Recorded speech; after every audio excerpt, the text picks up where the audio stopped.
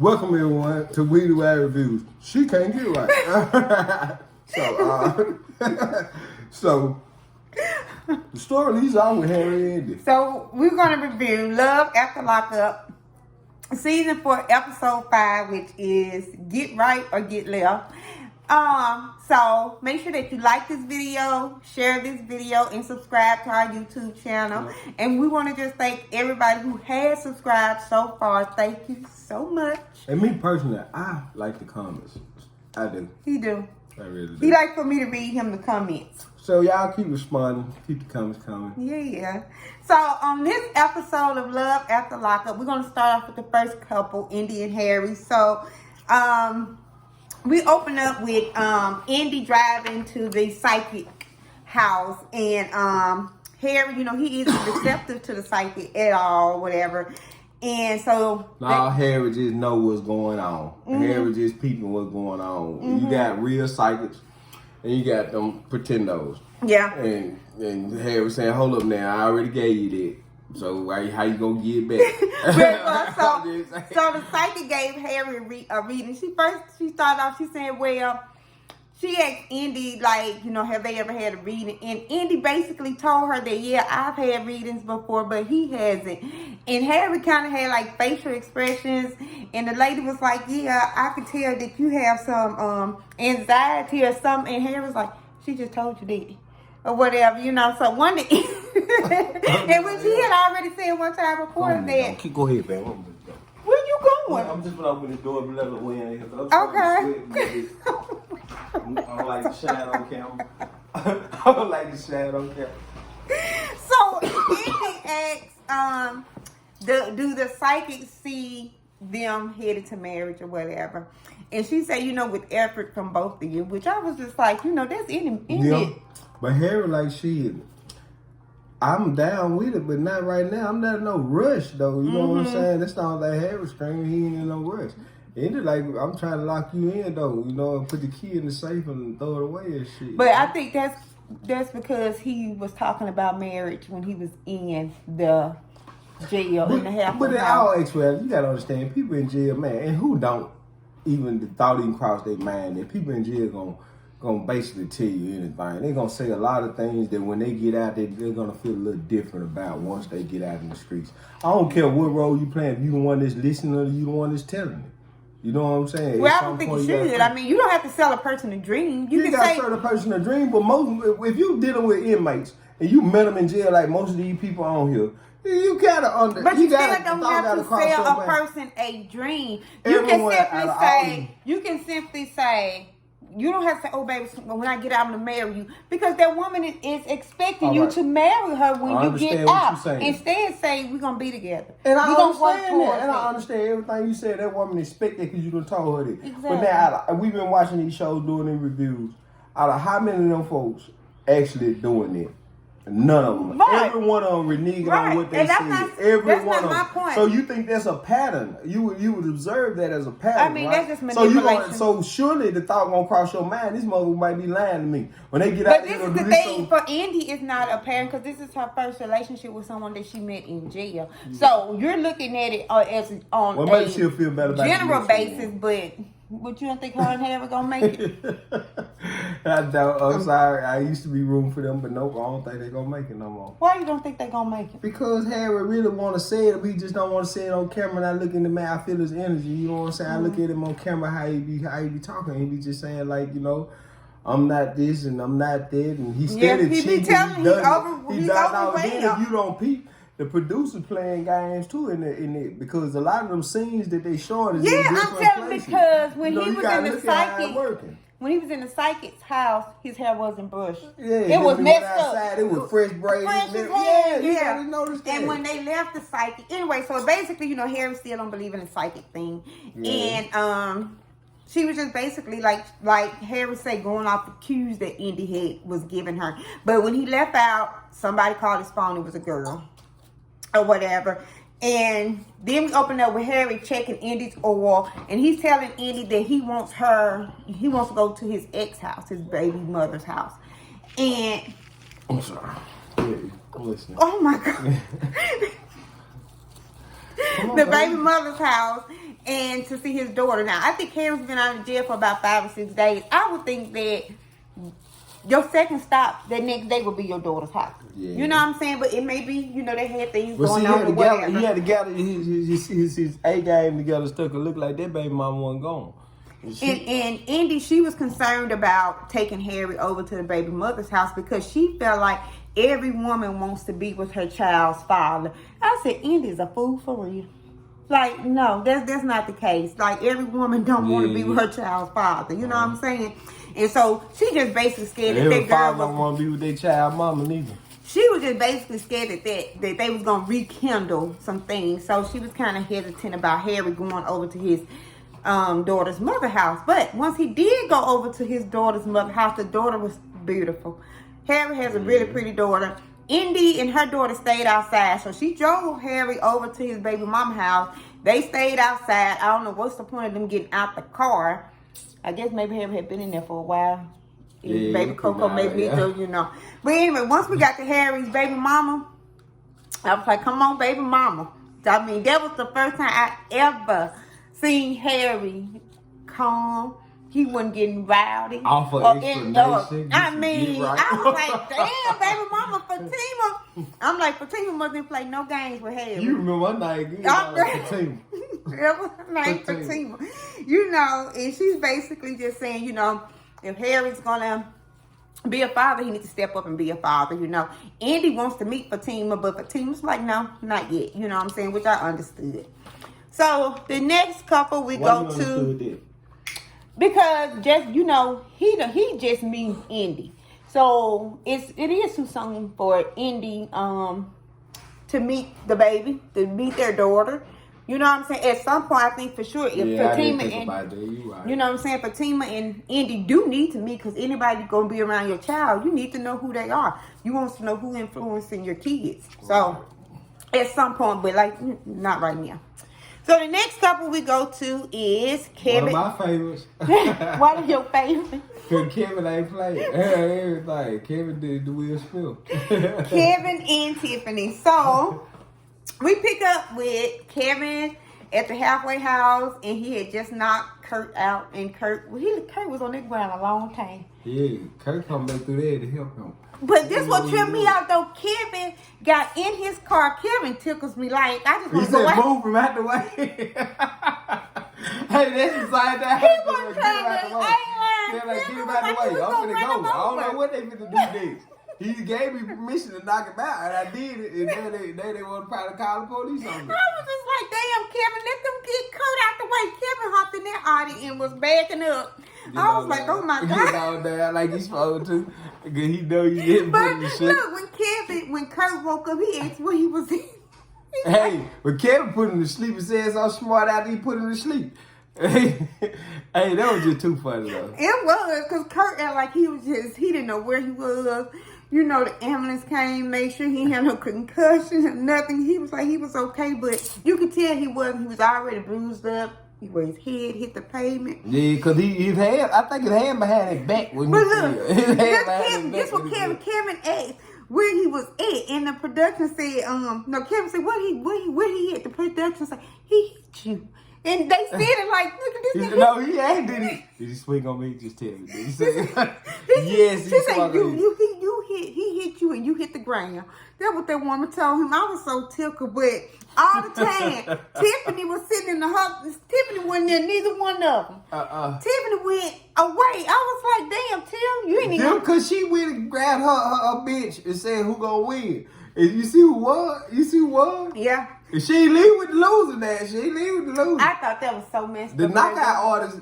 Kurt wanted that girl to go with him, but she told Kurt, she said, I'm going to talk to you in a few days. Kurt should have got ahead. He said, boom, his mission succeeded. He should have left. I told you in the last review. He should have left then. Yeah. But he came on back talking about, yeah, like in the third grade. I was so tickled. All right. I looked at Kevin and Kurt said, I would knock you out. No, I would knock your bitch ass. So Kurt and Tiffany got all of her things out of Kurt's truck, and Tiffany would sit on the pavement, and she called Kevin next. Kevin to come pick her up. Mm-hmm. And Kevin at first was like, Kevin, I know, I wanted Kevin to be like, no, I'm not about to come pick you up or For nothing what? like that. Right. You should say for what? I wouldn't have went and picked him back up. He did. He act like he tried to play with you, walk right past me. I thought he was gonna backdoor it, like, yeah, let him call this phone. Right. Because the call way she did him, the other episode, when he was just speaking, she like, hey, and kept on walking. I was just like, I don't know. I think that just turned Tiffany on. Yeah. To see him do. Because if I was Kurt, I wouldn't even want you to ride back in the truck with me after I got knocked out. A lie? I just took that lick. Come on. I just took that lick. Come on. You better be riding with me. I'm going to take another one. I would be too embarrassed because his face going to constantly swell as they driving. All that bruised up. Kevin was hot and he should know who he was dealing with. Because Kevin was already heartbroken. You done come picked up his girl. And he been, how long he was at her? From years. 5 years, I think. And then you done swung in 3 months early. No, it was 2 weeks. 2 weeks early. And then, man, come on, man. They would have told me, they would have spoke values about the woman, the whole situation, everything. You supposed to back up out of it. Yeah. Left that alone. And it's going to only be some more problems between them. You got to know that later on. Mm-hmm. Yeah. But we end up with Kevin turning around to go pick Tiffany up, which I wish he hadn't done it, but I wish he had done I guess that was the need. So the next couple we go to is Kayla and Martell. Why you my notes? Did you get my notes? Did you get my notes? I did not get your notes. I didn't get your notes. You get my notes. I'm going to say because I know how I feel and what I see. So we open up at Kayla and Martell's apartment. Kayla's on the phone. She's calling Martell. He doesn't answer. So anyway, Martell ends up coming home, and he act like nothing had happened that night before. You know, she starts yelling, which I thought, you know, that shouldn't be your initial reaction. Is yelling, but he was talking normal, and I think that what makes her skin boil so is that he can sit there and be speaking so calmly, but his undertones are very direct, very strong. But, you know, another thing, I said, but I guess Kayla just moved to Atlanta. Because I was about to say their apartment was empty. They didn't have anything up in their apartment. But, so she was yelling, telling him basically that he was disrespecting her or whatever. And Martell, he wouldn't apologize about it. He felt like he wasn't disrespecting her. And I was just like, you did. I feel like he did disrespect her. And we was discussing it while we was watching it. Because I feel like Kayla, he embarrassed her for one. On national TV, the girl had like a few crumbs on the stove. But literally every room he walked in, he had something to say. He had something to say about the laundry. He had something to say about the kitchen, the bathroom. Now, this girl has picked up and moved from her home to a place she's not from, around you and your family. This is the first night y'all together in this apartment, and all you doing is criticizing. You critiquing every single thing. And not only are you doing it on national television. That was embarrassing. One, it was embarrassing, and it was disrespectful because you created this vibe within the household. Instead of you coming in, you should have been hugging me, kissing me, loving on me. We should have been headed straight to the bedroom. And it's your first time coming in anyway. Right. You know, I could understand what he feel like he don't owe an apology with him being involved in the situation. For me, as a man standing back and watching it, he did disrespect her because at some point, if you felt like that, I felt like he should have just waited till the camera was off and then tell her. Because whether the camera was on or the camera was off, I'm saying, regardless of what, like but you also made the statement that he was on national TV. So again, I mean that's one of the things right there, you know, because I strongly believe if I got a problem with my family member, anybody, I never let nobody see us divided. I'm gonna ride with them right or wrong, then put them to the side and say you were wrong. At the end of the day, like I said, with the camera being there, if he felt that strongly about it, he should have just said, hey. But, you know, I'm a neat freak. You know what I'm saying? Okay, but I'm going to put you here, though. Because when we was watching the show, it seemed like you was agreeing with Martell's.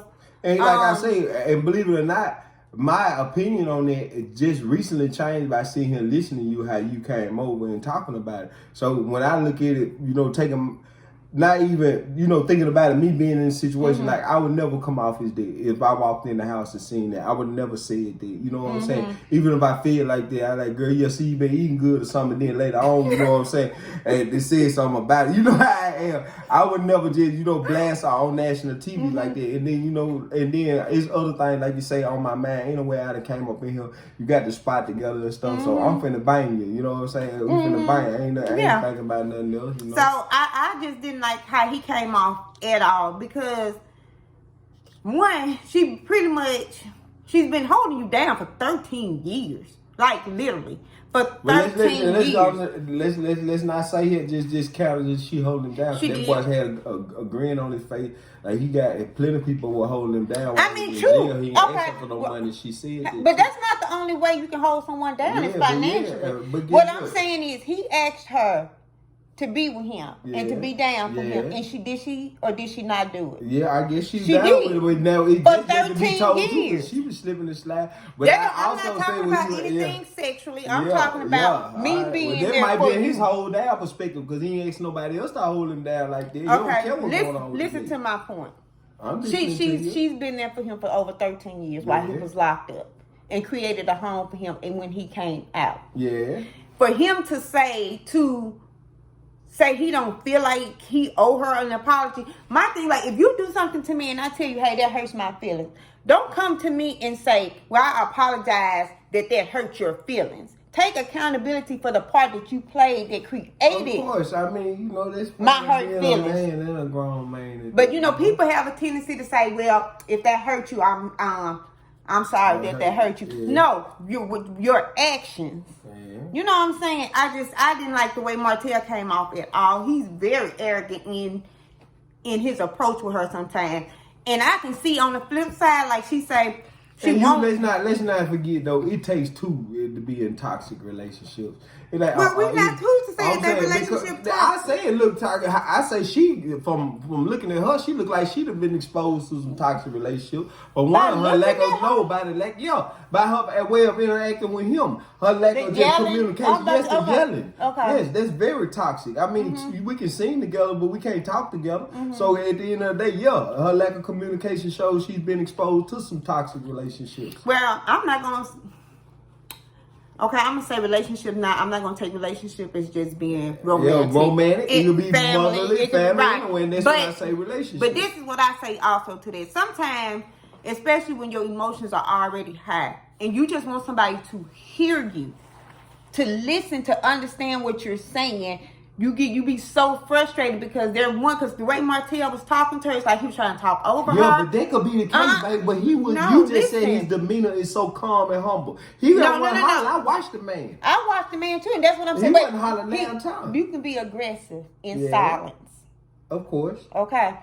The way Martell was speaking to her, as calm as he was, because he was speaking calmly, but he wasn't hearing anything that she was saying. He wasn't hearing.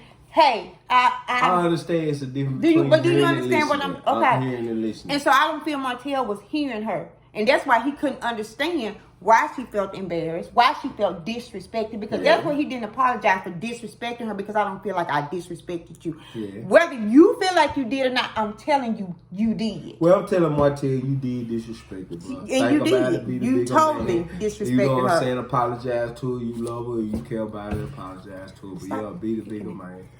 Yeah, I think the conversation with them too, I think it was just silly. And at the end of the day, like Kayla said, she's been there for 13 years. This is not a reason for them to be sitting there arguing about some powdered mashed potato. If I was Martell, she should have been eating powdered mashed potato. That's what I was just thinking. If I was Martell, I'd have asked the dead Martell. Not why the little flakes on the stove. Like, why is you eating them powdered mashed? Like people who eat boiled in the bag rice.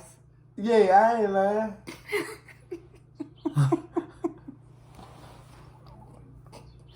Really, Joe. I don't blame you. You might need to cut it off. You got it on up in there. Why you got it on? Yeah, don't play with me. Don't do that boiling the bag rice. Why you got your rice on? You might need to turn it off. I turned your rice off for you though, baby. Okay, a while ago. You're welcome. Well, we're going to figure that out. So, the next couple we got is Taylor and Chance. And we opened up with them with the kids. they're opening advent calendars. And I've always wanted me an advent calendar, but I've never bought one. You know what an advent calendar is? What is that? It's a calendar that you open each different compartment. It corresponds with the day. So you'll buy me an advent calendar, and it may have on day 7. I open the drawer for number 7, and I get whatever's in there. Oh, really? Yeah, it's like just like a cute little thing. It sounds pretty cool. It is. So they asked Bobby to watch the kids so they can go out or whatever, and they go out to do what? You know what they want to do? They want to go hit. Where they ended up at a cemetery. That's kind of kinky. So they go when they come back from. Come on with it, baby. Well, you was in my mouth. You my words. Like I was talking, you was coughing. All right, So once they come back to the house, the kids are jumping all on the furniture. Bobby is nowhere to be found. She's in her room, and it made Chance mad. And one of the kids told Chance, this is my mama house. You can't tell her. She said, I heard the little girl.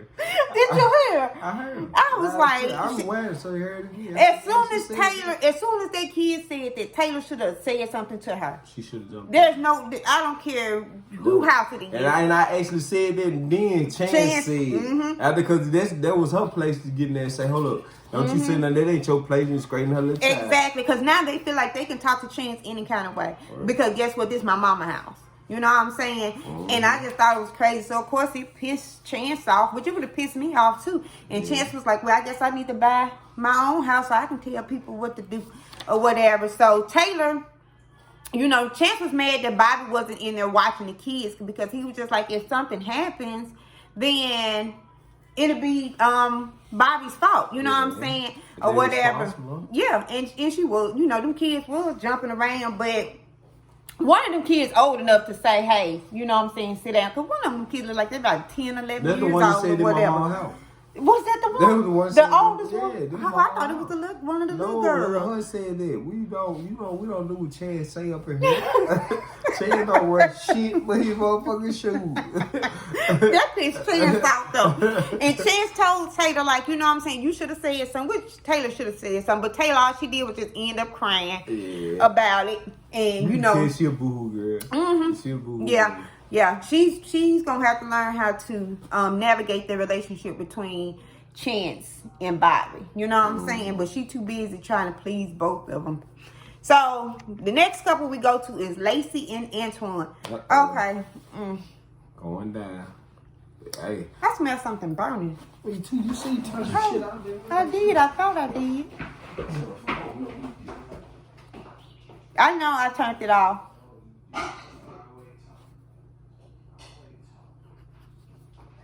What was it? Nah. No rice. No rice. It was your rice, though. Well, come on, honey. While we're waiting on him to come back, you guys make sure you like the video, share the video, subscribe to the video while we're waiting on him to come back. Like, share, subscribe, share the video as well with your family and your friends. So the next couple we got is Antoine and Lacey. So we opened up with Lacey preparing a welcome home little dinner for Antoine. She goes to the jail to pick Antoine up. Well, she goes to the side of the road to pick Antoine up. When Antoine got out that van, I was just like, So how old she is? I think they like a 10, nope, she 38, he 26, so that 12-year difference. Hey, I'm gonna tell you what, she rolling with him, I'm gonna tell you what I get out of it. Like, she want him to get her youth back or something. You think so? Yeah, because that's how she rolling. You see, if you can't tell, she lit. Of course, she ain't smoking no weed on there. But she lit too. He smoking grass and she, you know, he come back. Day one, out of the gate. Because when he said he wanted to get out, what he say he wanted? He said some shit that you get out of juvenile detention. I want to smoke some weed, get some pussy. Don't say that word. You're not saying that word. But yeah, still though, that's what he said. I didn't say it. I'm just repeating what he said. But yeah, he wanted some vagina. It's some weed and marijuana when he got home. That what he and she brought it to him. You know, he was smoking on day one. I would be thinking that after they gonna drug test you when they get to the halfway house. I don't know if Antoine have to go to the halfway house or not. But when he got out of that van, he looked like an Amish murderer to me. He looked like he would murder some Amish people to me. And I hated his hair. He just looked weird to me. He looked like he was shooting. He looked like Antoine looked like he gonna take the girl down through there. That's what he looked like to me. Cause she down with him like 4 flat. But you know, he say he usually go when he get bored. He usually go back to doing the things that he used to do. And then, you know, they was kissing and he wiped her kiss off. He was like, the kiss was too wet. Yeah, he said it was too wet. He said it was too wet. I was like, that's so rude. She just thought it was looking. On national TV. I was just like, oh, okay. On national TV, baby. We wiped that joke off. Yeah. But I just, you know, Antoine mama, she'll talk about him because what she called that boy? That fucking, I don't know. She called him something. The fucking savage or something. A savage, a low down. I'm like, trust the fun I can see him. Mm-hmm. She said all kinds of shit about her son, her boy, on national TV. Yeah. I wouldn't want my mama talking like that about me. My mama wouldn't talk about me like that. No, my auntie, cousin, next door neighbor would say that type of shit about me. I don't know, your next door neighbor might say. Who? Talking about them. They still know why. They still for me. I ain't got to say nothing about them. Fuck them. So we got introduced to a couple very, very randomly. I'm like, they just threw this last couple in there, Chaz and Brad Barwin. Oh, you know the guys, he was playing with his band or another whatever. Another fucking gopher. Yeah. Go for anything. He said he had met the girl once before she went to jail, but he's been going to visit her at the jail or whatever. But he said he's only 5'5". I'm 5'3". Man, so he about 2 inches. He about 2 inches taller than me. And he said it's hard to meet women because I guess he's so short. And where he's from, a lot of women, I guess, are just taller or whatever. He said he's been married about 4 times. But he's going to also marry Bronwyn when... You would never think about the struggle of a short man, though. Until you're a short man. Yeah, until you're a short man. Yep. Damn, man. Because there'd be a lot of the things, I think, with a lot of short men. Because... most women just always want somebody taller than them. Yeah. And if you only 5'5", it's gonna be a lot of women taller than you. But he just seemed like he just he gonna get taken for it too as well. You know, he went to his sister's house. The sister met homegirl over FaceTime or whatever. But he said he's gonna marry her. Yeah, that's what he said. That's all I know about that couple. I ain't finding them. I don't know why they brought that couple in. It was just very odd. The producers need to feel something. Somebody said they wasn't getting in it no more. Who said they wasn't getting in it? A couple of them said they wasn't getting in it no more. I bet you. I don't know, but they snuck them in. It was very awkwardly placed, in my opinion. But anyway, so that's our review on Love After Lockup. Make sure you like the video, subscribe to the video, and share. Tell your family and your friends. Okay, you guys? Thanks, bye. Appreciate it.